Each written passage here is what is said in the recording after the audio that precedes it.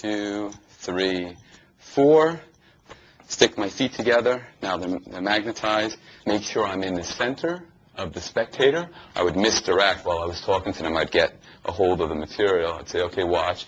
While I'm doing this and talking to them, saying stay right there, I'm taking my left hand, removing the panel, and when I come back around, I just pull it apart so it's done.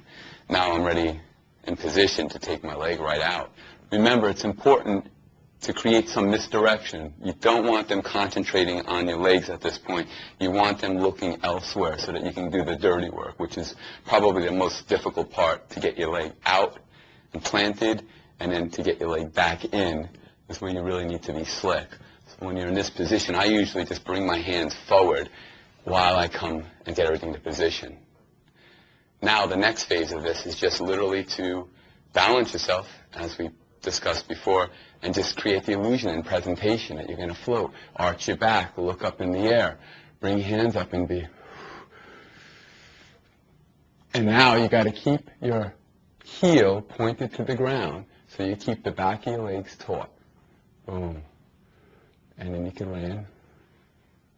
How's that look? Looks good. Now you can either float up to the top or you can float back down and you get your foot back in. But if you float to the top, you can float up to the top. Boom. And this is the position you land in. Your foot actually lands on top of the shoe.